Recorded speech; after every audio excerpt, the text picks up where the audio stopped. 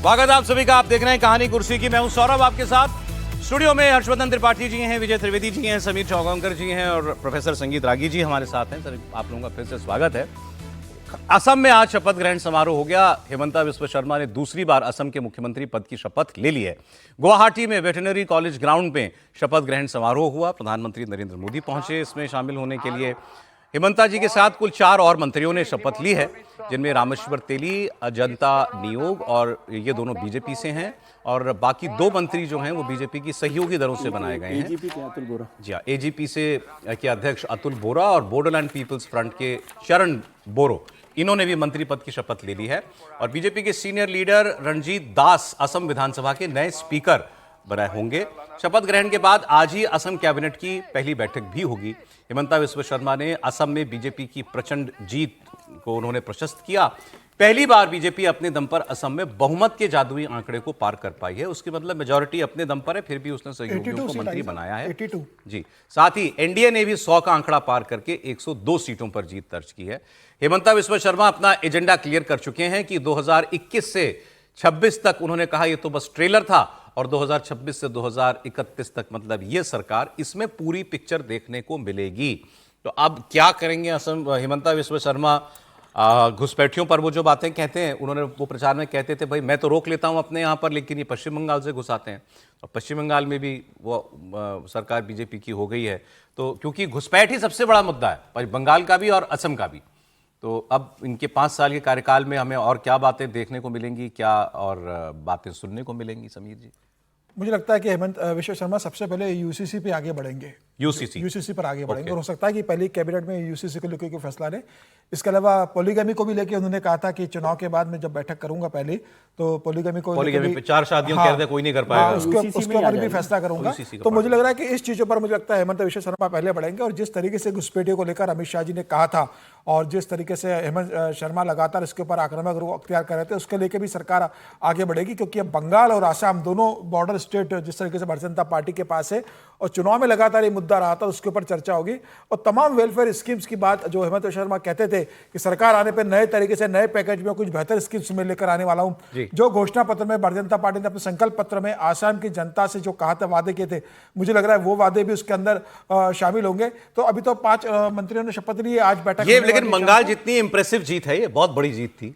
निश्चित रूप से मुझे लगता है कि सरकार तो बनना तय थी, लेकिन 82 सीटें आना, अगर आप पिछले 2 चुनाव अगर देखेंगे, आसाम में तो भारतीय जनता पार्टी को 60 सीटें मिली थी। इस बार उससे ज्यादा 82 सीटें, आप पहली बार मेजॉरिटी में आए अपने दम पर। 22 सीटें आपको ज्यादा मिलना बहुत बड़ी बात है। और कहीं भी तीसरी बार सरकार आना सर बड़ी बात होती है। इस बार पहली बार ऐसा हुआ है कि भारतीय जनता पार्टी के कारण भारतीय जनता पार्टी की जो सहयोगी दल है असम गण परिषद, उसकी भी 10 सीटें आई है, बोडोलैंड वालों की भी 10 सीटें आई है। तो यह भारतीय जनता पार्टी का रहा है कि 10 साल बाद जिस तरीके से हेमंत बिस्वा शर्मा ने वहां पर सरकार को लेकर आए। और अब हेमंत बिस्वा शर्मा तो मुझे लगता है वो कह रहे हैं भारतीय जनता पार्टी से कि अब मैं बड़ा नेता हूं, असम छोटा राज्य है मेरे लिए। तो क्या करें? क्योंकि असम के ऐसे अकेले मुख्यमंत्री हैं जिनका नहीं, मेरा ये कहने का था, बड़े बड़े लोग सर मुख्यमंत्री बनने के लिए उंगली कटाने को तैयार रहते हैं। आसाम जैसे राज्य से, नॉर्थ ईस्ट के छोटे से राज्य से ऐसे मुख्यमंत्री का नाम सिर्फ आसाम में नहीं, पूरे हिंदुस्तान में चर्चा का विषय बना हुआ है। ऐसा कभी होता नहीं कि छोटे राज्य के। गहलोत जी का एक बयान है हमारे पास, तो जरा निकाल लीजिए। हाँ, तो गहलोत जी की बात में सुना देता हूं, क्योंकि बंगाल की हम ब्रेक से पहले बात कर रहे थे और असम, शुद्ध हिंदू वोटों की जीत है ये, कोई शक नहीं होना चाहिए किसी को। 40% आबादी यहां मुसलमानों की, 30% पश्चिम बंगाल के अंदर है। बीजेपी को क्या मिलता है उसमें से बताने की जरूरत नहीं। तो ये शुद्ध हिंदू वोटों से आई हुई सरकारें हैं। अब इसको लेकर के मैं आपको अशोक गहलोत जी का स्टेटमेंट में इसलिए दिखा रहा था कि उनका कहना यह था कि साहब ये हिंदू वोट बीजेपी बहुत करती है। मोदी जी जब 2014 में आए थे, कितने हिंदू वोट मिले थे? ये मैं उनकी भाषा बोल रहा हूं। कितने वोट मिले थे? 100 में 30, बढ़ के कितने हो गए? 100 में 37। 2024 के इलेक्शन में शायद 37% ही बीजेपी का वोट 37% ही था ना, बढ़ के कितने हो गए? 37। तो कितने 63 से लेकर के 70% हिंदू जो हैं वो तो बीजेपी के खिलाफ हैं। तो ये दावा ना करे बीजेपी की हमको हिंदू वोट, कि हिंदू पूरे देश का जो है वो हमारे साथ आ गया। फिर उनकी और भी बातें थी, एसआईआर की बात भी वो कर रहे थे। हाँ, ममता जी पे खास गुस्सा थे वो। उन्होंने कहा ममता बनर्जी कांग्रेस के साथ अलायंस कर लेती तो ये हालत नहीं होती। कांग्रेस से कितनी सीटें आई थी बंगाल में? 2 सीटें, जिनकी 2 सीटें आई हैं, तो बढ़ जाती उनके लिए वो ये कह रहे हैं कि अगर हमारे साथ अलायंस कर लेती तो सरकार बच जाती उनकी, ममता जी की। बयान आ रहा है, निकाला जा रहा है, जरा मैं आपको सुनाऊं। हाँ प्रोफेसर साहब, तो ये हिंदू वोटों की जीत नहीं है? 3% वैसे कांग्रेस को वोट तो मिली ही है, पहले भी मिली थी, इस बार भी मिली है। जय सर, जैसे चूंकि वो आंकड़ा लोग देखते हैं, ध्यान देते हैं, 2019 में 37.3 था, 24 में थोड़ा सा घटा था 36.56। ठीक है, ठीक है, वो तो बराबर है। हाँ सर। देखिए, अब वो अशोक गहलोत जी का ये आकलन होगा, लेकिन नतीजे तो बहुत साफ दिखाई पड़ रहे हैं। होगा नहीं कांग्रेस। यदि आसाम के अंदर हम देख रहे हैं कि 19 में से यदि 18 सीटें कांग्रेस पार्टी मुसलमानों वाली पार्टी बन करके उभर करके आई है, तो ये बात बहुत साफ है कि आसाम के अंदर बहुत पोलराइजेशन हुआ है। और मैं कहता भी था, शुरू से कहता था, आसाम और बंगाल में हिंदू पोलराइजेशन के अतिरिक्त भारतीय जनता पार्टी के पास कोई विकल्प नहीं है। और आसाम में पोलराइजेशन हुआ, हेमंता विश्व शर्मा ने बहुत साफ साफ कहा हमको मियाओं का वोट नहीं चाहिए, और वही हुआ। जब उन्होंने खुले तौर पर यह घोषणा कर दी तो हिंदू उनके साथ खड़े आ जाते हैं। बंगाल के अंदर जो है शुवेंदु अधिकारी ने वही पैटर्न फॉलो किया जो हेमंता विश्व शर्मा ने आसाम में फॉलो किया था। अब कांग्रेस पार्टी को लगता है 2014 से तुलना करें तो मुझे लगता है कि वो गलत दिशा में जा रहे हैं। यहाँ जो साफ लिखा हुआ है, जिसे कहते हैं ना, बहुत साफ तस्वीर बनी हुई है कि हिंदुओं ने भारतीय जनता पार्टी को बंगाल में लाया, हिंदुओं ने भारतीय जनता पार्टी को अपने बल पर आसाम में भी लाया, और बाकी कोई ऐसा मुद्दा था नहीं। जो SIR का मुद्दा है उसको हम हिंदू मुस्लिम से अलग जोड़ करके मैं नहीं देखता हूं। ठीक है, इसलिए मैं नहीं देखता वो हूं भी ये क्यों- हिंदू मुस्लिम मुद्दा है, वो SIR। वो एक हिस्सा है, बिल्कुल है, बहुत बड़ा कंपोनेंट उसका है, क्योंकि आखिर बांग्लादेशी मुसलमान हैं, ठीक है, जो आकर के बस गए थे, वो वोटिंग उन्हीं का राइट्स वोट काटना प्राप्त कर था रहे थे, और 90 लाख तो उन्हीं का आगे वोट काटा बयान आ गया, था। जितनी चर्चा हो गई, गहलोत जी का बयान सुन लीजिए। हिंदू धर्म के नाम पर जो राजनीति कर रहे हैं, हम लोग हिंदू नहीं है क्या? हिंदू कौन है? सब इनको वोट देता है। हिंदू कौन सा वोट इनको देता है भाई? 100 वोट पड़े हैं चुनाव में 2014 के अंदर, 100 वोट में से 31 वोट पड़े हैं मोदी जी को, बीजेपी को। इसका मतलब क्या हुआ? 70 वोट तो खिलाफ पड़े थे कम से कम। जीत हुआ तो ही, और क्या हुई? तो क्या जो 31% वोट आए खाली, सब हिंदुओं का है क्या? सब हिंदू ने, जो 70% वोट नहीं पड़े हैं उसमें हिंदू नहीं है क्या? 69% वोट नहीं पड़े हैं उस वक्त में, बीजेपी खिलाफ पड़े वोट, तो 69% वोट उसमें अधिकार हिंदू है ना, तो हिंदू ने वोट इनको कहाँ दिया है? बाद में 36% हो गए। कहने का मतलब ये कि इस प्रकार की जुमलाबाजी करके जो भड़का रहे लोगों को, वो कह रहे हैं जुमला है, हिंदुत्व हिंदुत्व चल रहा है बीजेपी का। तो असम में 45% वोट मिला है बीजेपी को, बंगाल में भी 45% वोट मिला है, और ये सिर्फ हिंदू वोट में से मिला है। 60 में से मतलब 70% हिंदू का वोट दोनों राज्यों में लेकर के आई बीजेपी, तो ये सरकार बनी। अशोक गहलोत जी कई बार के मुख्यमंत्री और कांग्रेस के रणनीतिकारों में से एक हैं। हैरानी हुई मुझे उनका स्टेटमेंट सुन के। हम लोग आंकड़ा एक दे रहे थे गुजरात में भी कांग्रेस पार्टी को वोट मिलते हैं, सब कुछ मिलते हैं, लेकिन हिंदुत्व प्लस विकास, ये भारतीय जनता पार्टी की वो राजनीति है जिसको कहते हैं ना कि संघ की प्रयोगशाला, जिसको कहते हैं कि लोगों का जीवन स्तर अच्छा हो और उसको हिंदू रहना लगे। संस्कृति के मामले में हिंदू, जीवन स्तर के मामले में विकास। अगर ये दोनों है, हिंदुत्व और विकास, तो कोई भी राज्य गुजरात बन सकता है। इसको फिर से मैं दोहरा दे रहा हूं, हिंदुत्व और विकास अगर ठीक से लागू हो गया तो कोई भी राज्य गुजरात मॉडल बन सकता है। वही गुजरात उत्तर प्रदेश बना, वही गुजरात बिहार बना, वही गुजरात बंगाल बना, वही गुजरात असम बना हुआ दिख रहा है। लेकिन अब इसका सबसे बड़ा जो साइड इफेक्ट है वो दिख रहा है उत्तर प्रदेश के अंदर, पश्चिम बंगाल की, खास तौर पर पश्चिम बंगाल में बीजेपी के जीतने के बाद पश्चिम बंगाल का मुसलमान क्या अब विकल्प तलाश रहा है? क्या उत्तर प्रदेश का मुसलमान, और क्या अखिलेश यादव अब उसकी इकलौती पसंद नहीं है? अभी चुनाव आने वाला है 8-9 महीने के अंदर। अब क्योंकि मुस्लिम लीडरशिप से ऐसी आवाजें उठना शुरू हो गई हैं, अखिलेश यादव की लीडरशिप के ऊपर ही सीधे सवाल उठाया जाएगा। इसमें से एक बयान सुनाता हूं आपको। ऑल इंडिया मुस्लिम जमात के राष्ट्रीय अध्यक्ष मौलाना शहाबुद्दीन रजवी बरेलवी ये कह रहे हैं कि मुसलमान 2027 के यूपी विधानसभा के इलेक्शन के लिए अभी से समाजवादी पार्टी का विकल्प तलाशना शुरू कर दे, क्योंकि सपा ने सिर्फ बीजेपी का खौफ दिखाकर मुसलमानों का वोट लिया है, जबकि इनके नेता तो खुद बीजेपी से मिले हुए हैं। मतलब इसका मतलब समझ कि वो समाजवादी पार्टी के अध्यक्ष अखिलेश यादव के दो चेहरे हैं। और वो खुद भाजपा से दोस्ती किए हुए हैं और दूसरी तरफ मुसलमानों को खौफ और डर दिखा रहे हैं। अब ऐसा नहीं चलेगा। ऐ मेरी कौम के लोगों, 2027 का चुनाव बहुत अहम है। इसमें आपको सपा के अलावा किसी विकल्प को तलाश करना होगा, विकल्प ढूंढना होगा और उस विकल्प को मजबूत करना होगा, तब मसाइल हल होंगे। ऐसा नहीं है कि मौलाना साहब ने बोल दिया तो सारे मुसलमानों ने हाँ हाँ हाँ हाँ समाजवादी पार्टी को वोट नहीं देना, ऐसा नहीं होगा। लेकिन ये एक माहौल बनाने की बात है। अब क्या ऐसा माहौल आते आते अखिलेश यादव जी को नुकसान पहुंचाने तक इतना बड़ा बन सकता है? क्या मुसलमानों के लिए माहौल बना रहे हैं, ओवैसी जी के लिए माहौल बना रहे हैं। वो भी हो सकता है। विकल्प कह रहे हैं, विकल्प कह रहे हैं तो विकल्प में तो चॉइसेस बड़ी लिमिटेड है ना। जो विकल्प की चॉइसेस क्या है? कांग्रेस, असदुद्दीन ओवैसी, मायावती, यही है। और आजम खान भी विकल्प ढूंढ रहे हैं।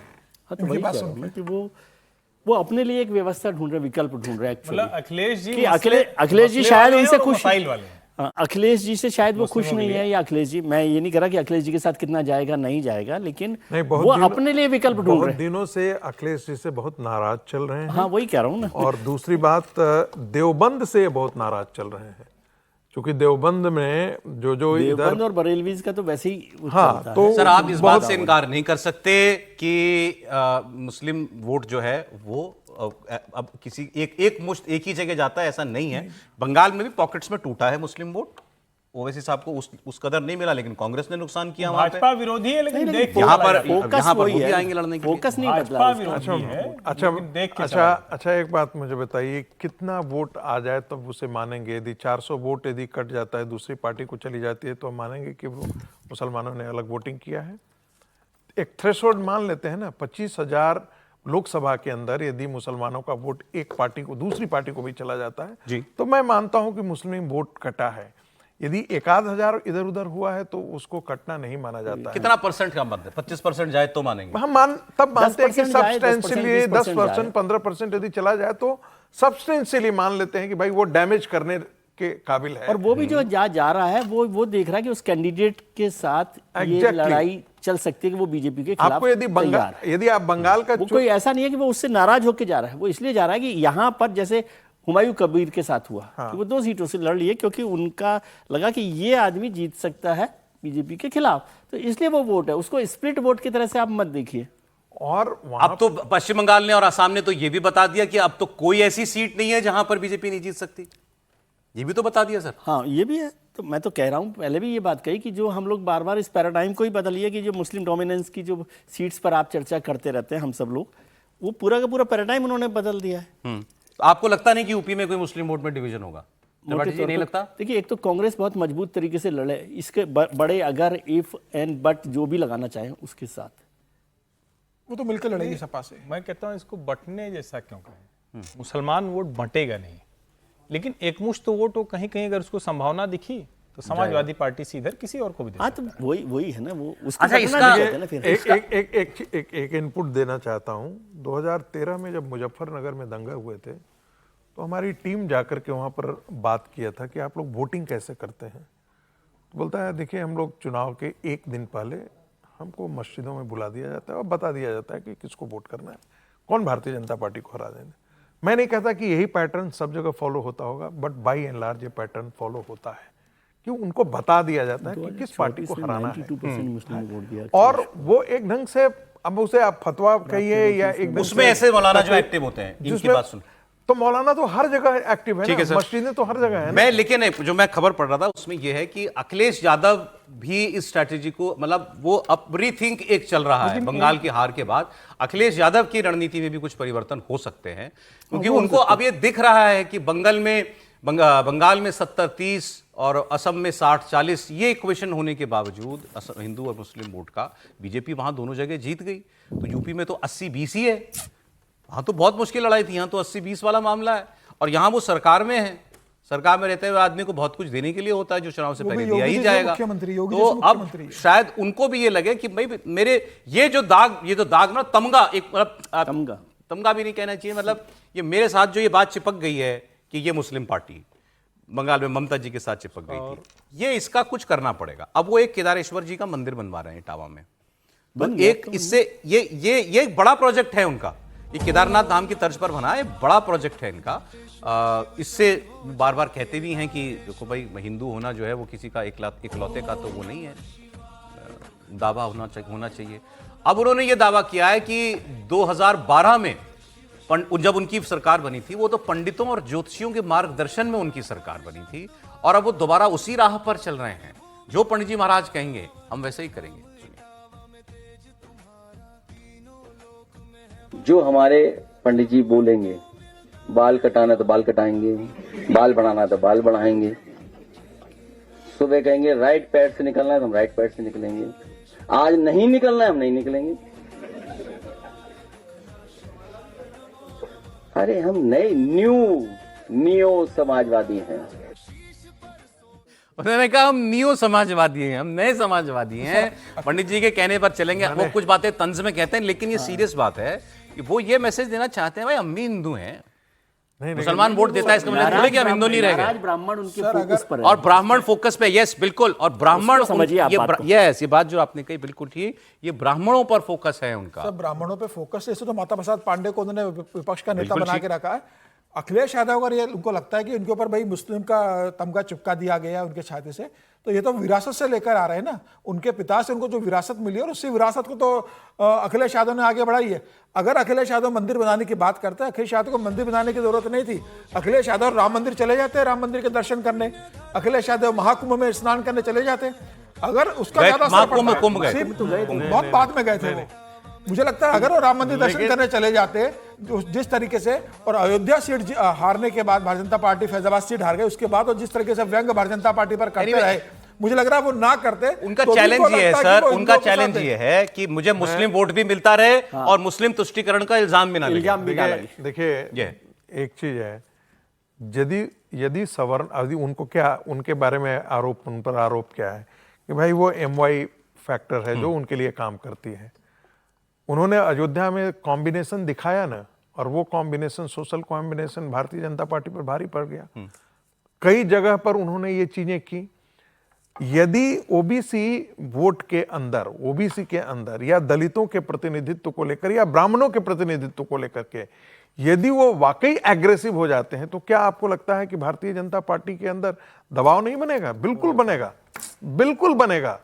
इसे भूल जाइए। मान लेते हैं कि कोई कॉन्स्टिट्यूएंसी है और वहां पर ब्राह्मण कैंडिडेट वो ज्यादा दे जाते हैं, तो इमेज तो यही बन जाती है ना समाज में। बात ये होने शुरू है, देखो उस पार्टी ने ब्राह्मणों को इतना टिकट दिया, उस पार्टी ने क्षत्रियों को इतना टिकट दिया, उस पार्टी ने वैश्यों को, ये सारी बातें फिर डिस्कोर्स जो होती है सब किनारे लग जाती है। बंगाल के अंदर लेकिन बड़ा एक आश्चर्य, एक अनुभव बता रहा हूं। किसी ने कहा, महिला ने कहा कि भाई आप लोगों को तो 3,000 रुपया महिलाएं देती, वो मेड का रिएक्शन है। देखिए उसने कहा देश बड़ा है, हिंदू धर्म बड़ा है, ये 3,000 से हमारा कोई वो दे देगा, लेकिन ये बड़ा है। मुझे लगता है बंगाल के अंदर फैक्टर काम जो कह रहे हैं अशोक गहलोत कि क्या हिंदुत्व काम किया है, वो काम किया इसमें से कैसे खुद को अलग कर पाएंगे अखिलेश यादव। और उन्होंने एक कभी स्टेटमेंट ये भी दिया था, महाराणा प्रताप की जयंती पे 2 छुट्टी होनी चाहिए। तो ये सारी एक डायरेक्शन में वो काम कर रहे हैं, क्षत्रियों और ब्राह्मणों को साधने की कोशिश कर रहे हैं। बहुत साफ अब हो पाता है कि नहीं, ये देखते हैं। केरल की बात कर लेते हैं। 5 राज्यों में चुनाव हुआ था। बंगाल, असम, तमिलनाडु में चीफ मिनिस्टर बन चुके हैं। पुडुचेरी में रंगासामी कल शपथ ले लेंगे। असम, केरल का पेच फंसा हुआ है। कांग्रेस की अगुवाई वाली यूडीएफ को बिल्कुल स्पष्ट बहुमत है 2/3 का, लेकिन सीएम का चेहरा फाइनल नहीं हुआ। 8 दिन बाद भी कांग्रेस में बस बात ही हो रही है। केरल में इस कलेश की इनसाइड स्टोरी क्या है वो हम आपको बताएंगे। उससे पहले बता दें, कांग्रेस आज ये सब माना जा रहा है कि केरल की सीएम का ऐलान कर सकती है, और अगर ऐसा होता है तो 14 मई को वो शपथ लेंगे। अब थोड़ी देर में राहुल गांधी और कांग्रेस प्रेसिडेंट मल्लिकार्जुन खड़गे केरल के सीनियर लीडर से मुलाकात करने वाले हैं। अब वो पूर्व प्रदेश अध्यक्षों से बात कर रहे हैं। केरल में कांग्रेस की अगुवाई वाले यूडीएफ को 102 सीटें मिली हैं 140 की असेंबली में, और यहां केसी वेणुगोपाल सबसे आगे हैं। वो सब ज्यादातर विधायकों की पसंद वही है। उनके बाद नाम चल रहा है वीडी सतीशन का। झगड़ा इन दोनों के बीच ही है। वो लीडर ऑफ अपोजिशन थे और पार्टी के प्रदेश अध्यक्ष थे, और एक रमेश चेन्निथला तीसरे। तीनों नाम हम आपको रोज बताते हैं, लेकिन अब इसमें जो नई खबर आज हमारे पास है जो आ रही है वो ये, राहुल गांधी साफ कह रहे हैं कि केसी वेणुगोपाल ही बनने चाहिए, और प्रियंका गांधी वीडी सतीशन के साथ हैं, क्योंकि केरल की सांसद इस वक्त प्रियंका गांधी हैं। तो केरल की लोकल सेंटिमेंट की चिंता उनको ज्यादा है, और एलाइज क्योंकि वीडी सतीशन को चाहते हैं, तो प्रियंका जी का भी जो सपोर्ट है वो वीडी सतीशन को है, और राहुल गांधी कह रहे हैं कि केसी वेणुगोपाल के साथ विधायक हैं तो उनको बनना चाहिए। सर अब ये तो बड़ा जूरी बटी हुई है। जूरी बटी, वो जूरी हमेशा ही बटी रही, कोई आज ही आप ऐसा कह रहे हैं जैसे आज हो गया। आप राजस्थान को भी देखिए, राजस्थान में भी ऐसा ही हुआ था कि अशोक गहलोत जी और सचिन पायलट में जूरी बटी हुई थी, इसीलिए वो फैसला नहीं हो पाया था। वहाँ कर्नाटक में भी जूरी बटी हुई है, वो भी उस वजह से नहीं हो पा रहा। यहाँ पर कैसे होगा, प्रियंका जी सांसद हैं, लेकिन उनको तो चुनाव के लिए असम भेजा गया था, मतलब वो स्क्रीनिंग कमेटी के अध्यक्ष वहाँ असम देख रही थी, यहाँ पर नहीं देख रही थी। और जब राहुल जी वहाँ नहीं थे तो राहुल जी केरल का चुनाव देख रहे थे। केसी वेणुगोपाल उनके सबसे प्रमुख लोगों में से, इस पर बड़ी बात हो ही रही है। लेकिन अब भी मुझे लगता है कि वीडी सतीशन का जो नंबर है ना, वो ऊपर है। ऐसा नहीं, बट ये मैं खबर के आधार पर कह रहा हूं, मतलब कि राहुल गांधी मुझे साहब खबर कह नहीं रहे हैं कि जब विधायक केसी वेणुगोपाल के साथ हैं तो फिर क्या डिस्कशन? राहुल जी का ये कहना, लेकिन फिर जो प्रोफेसर साहब की बात है कि IUML ने भी अभी कल फिर से कहा है कि भाई वो सतीशन के साथ हैं, तो क्या बिना सहयोगी दल के साथ 22 MLA है उनके। हाँ, तो वही कह रहा हूँ कि क्या उसके बिना कांग्रेस उस तरह से लड़ाई लड़ेगी? कांग्रेस पार्टी केरल के अंदर सरकार का नेतृत्व तो जरूर करेगी, लेकिन जो पीछे स्कूटर पर बैठा हुआ है IUML, वो उतना ही ताकतवर है, और उसके बगैर कुछ भी कांग्रेस पार्टी वहां नहीं कर पाएगी। ये सोच करके रखिएगा। वो ड्राइविंग सीट पर जरूर बैठा है, लेकिन इंस्ट्रक्शन जो एलआई चाहेंगे, मतलब वीडी सतीशन बिल्कुल लड़ाई चाहें या न चाहें, अगर इतना झगड़ा हो गया है और मुसलमानों ने खुलकर कांग्रेस को समर्थन दिया है, वहां कोई कसर नहीं छोड़ी है, क्या एक भी राज्य में मुसलमान मुख्यमंत्री कांग्रेस नहीं बनाएगी? सेकुलरिज्म की बात कल से अपनी शरारत कर रहे हैं। रोज नहीं, शरारत नहीं भाई, सीरियस बात है, आप इसको समझिए ना। यानी मुसलमान सिर्फ कांग्रेस को वोट देके जीता, ताकि आप रोज आप फिर वही कह सकें जो कहते हैं। हाँ, ये शरारत क्या हुआ? ये चुनाव क्या हुआ? ये शुद्ध शरारत अगर है। मुसलमान पूरी ये शुद्ध तरह से शरारत नहीं जाता, है, और ये शरारत तो जो है कम्युनिस्ट उत्तर सरकार प्रदेश बना तक भी ये लागू करेंगे। नहीं, लेकिन सर सीरियस नोट पे बताइए, क्या मुसलमानों को इस देश में नहीं, मुख्यमंत्री बनने का अधिकार नहीं मैं है? भी चाहता हूँ, मैं भी सर, चाहता हूँ, आपके मैं चाहने आपका का मतलब समर्थन राहुल जी करता चाहते हूँ। हैं कि नहीं? मैं भी चाहता हूँ। आपके चाहने का नहीं है। प्रियंका गांधी का डर यह है कि इंडियन यूनियन मुस्लिम लीग ने बोल दिया है कि भाई सतीशन बनेंगे तो ठीक है, नहीं बनेंगे तो हम लोकसभा चुनाव में तय करेंगे कि हमें क्या करना है। और प्रियंका गांधी वायनाड से सांसद है, बिना इंडियन यूनियन मुस्लिम लीग के को इतनी चिढ़ क्यों है केसी वेणुगोपाल से? नहीं, केसी वेणुगोपाल जिस तरीके से केरल के अंदर लगातार संगठन के अंदर हस्तक्षेप करते रहे, जिस तरीके से दबदबा उन्होंने बना के रखा हुआ है, इंडियन यूनियन मुस्लिम लीग को लगता है कि गठबंधन में हमारी सीटों को कम ज्यादा करने में, हमारे अधिकार करने में, सब उसमें बड़ी भूमिका केसी वेणुगोपाल की रही है। और केसी वेणुगोपाल तो मुख्यमंत्री बनवाने लोगों में से, मुख्यमंत्री उसको रिपोर्ट करते हैं, वो आदमी केरल का उनका सपना है मुख्यमंत्री बनना, वो मुख्यमंत्री बनना चाह रहा है। आप किस पोस्ट पे बैठे हो? आप संगठन महासचिव हो कांग्रेस के, अशोक गहलोत पार्टी का अध्यक्ष ऑफर किया जाए, उन्होंने रिजेक्ट कर दिया। सर समय नहीं है, समय नहीं है। बट त्रिपाठी जी, वो तो ना हो पाएगा जो आपका। नहीं, लेकिन गलत है, वो तो ना होगा। अच्छा, गाजा चिल्लाने से फिलिस्तीन का झोला लेके चलेंगे, देंगे नहीं आप मुसलमानों को कुछ भी। वो तो ना होगा भाई, कुछ तो ना होगा ना, तो ना हो, लेकिन मुसलमान मतलब बहुत शुक्रिया, फिर वो ऐसे जाके यही बताएंगे, तो फिर हमको विजय जी, प्रोफेसर साहब, समीर जी, बहुत शुक्रिया आपका।